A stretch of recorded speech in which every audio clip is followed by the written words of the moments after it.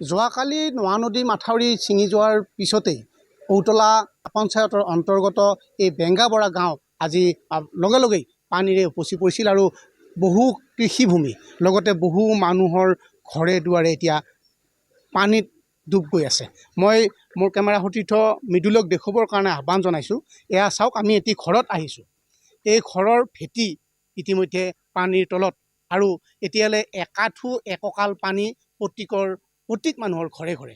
এক দুৰ্বিষহ যান্ত্ৰণা তেখেতসকলে যোৱাকালিৰ পৰা ভোগ কৰি আছে আৰু এই পৰিৱেশটোত কিছু দেখুৱাবৰ কাৰণে মই আহ্বান জনাইছোঁ।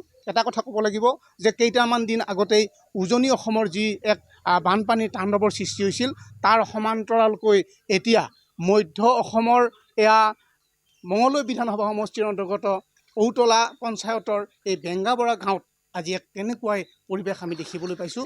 মই সতীৰ্থক দেখুৱাবৰ কাৰণে আহ্বান জনাইছোঁ। চাওক, ঘৰৰ পানী আৰু এতিয়া এটা কথা ক'ব লাগিব, এই মুহূৰ্তত কিছু পানী কমিছে কাৰণে কিছু পানী কমা দেখা গৈছে, কিন্তু প্ৰত্যেকৰ বা এখেতসকলৰ ঘৰৰ ভিতৰত এতিয়াও পানী একাঠু।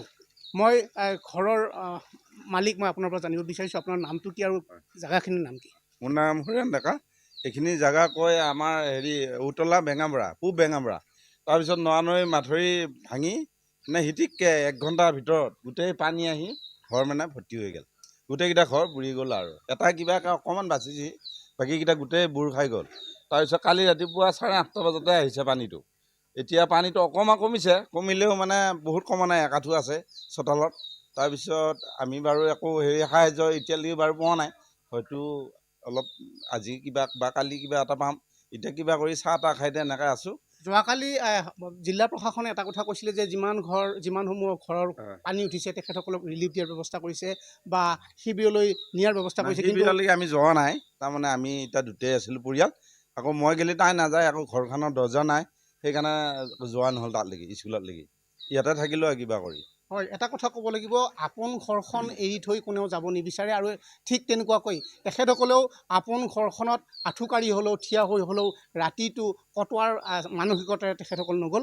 আৰু মই দেখুৱাবৰ কাৰণে আহ্বান জনাইছোঁ। এয়া চাওক, সম্পূৰ্ণ পানী আৰু সন্মুখৰ যিখন কৃষিভূমি, এয়া কৃষিভূমি যেন নহয়, এখন মহাসাগৰ এক পৰিৱেশৰ সৃষ্টি হৈছে।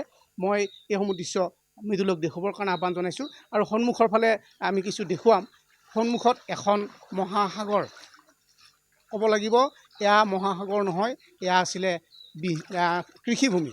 আৰু এই কৃষিভূমিত এতিয়া 10 ফুট 8 ফুটকৈ পানী এতিয়া ভৰি আছে।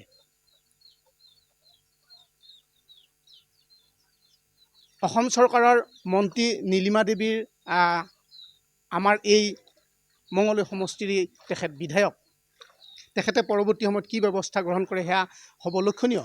কিন্তু এতিয়া যিসমূহ গোধন আছিলে, যিসমূহ পুখুৰী আছিলে, যিসকল মৎস্য পালন কৰিছিলে, এই গোধন পশুধন বা মৎস্য এই সকলোবোৰ এতিয়া পানীয়ে উটুৱাই লৈ গৈছে।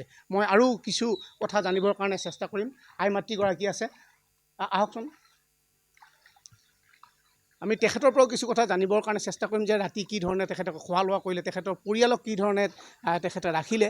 মই তেওঁৰ পৰা জানিব বিচাৰিম যে কালি 8 বজাৰ পৰা ৰাতিপুৱা 8 বজাৰ পিছতে এই পানী যিধৰণে আহিলে, তাৰপিছতে খোৱা বোৱাৰ ব্যৱস্থা কি ধৰণে আপোনালোকে কৰিছে? ৰাতিপুৱা 8টা বজাতে ভাত বনাইছিলোঁ, তাকে এনেকৈ অলপ অলপ খাই আছোঁ আৰু বেলেগ পানী চকাত পানী হৈছে। সেইটো কাৰণে চৰকাৰীভাৱে যি ৰিলিফ আপোনালোকক দিয়াৰ ব্যৱস্থা কৰা নাই নেকি? নাই, এতিয়ালৈ অহা নাই। দিয়া নাই? নাই। ৰাতি ক'ত থাকিলে আপোনালোক? ৰাতি ঘৰটোতে আছোঁ, এনেকৈ টোপনি মাৰিব পৰা নাই, জানো বৰষুণ আহে বুলি এনেকৈ আছোঁ হাৰিয়ে এনেকৈ। এয়াই হৈছে এক দুৰ্বিষহ পৰিৱেশ। এটা কথা ক'ব লাগিব যে যি মাথাউৰি মঙলদৈ নোৱা নৈৰ যি মাথাউৰি ছিঙিল, এই মাথাউৰি ছিঙাৰ ফলতেই এই ধৰণে এইসকল ঔতলা বেঙাবৰাৰ বিভিন্ন বহুকেইটা পৰিয়ালে জীয়াতু ভুগিবলৈ গৈ আছে। কেমেৰাত মৃদুলৰ সৈতে মই দীপেন বৰুৱা।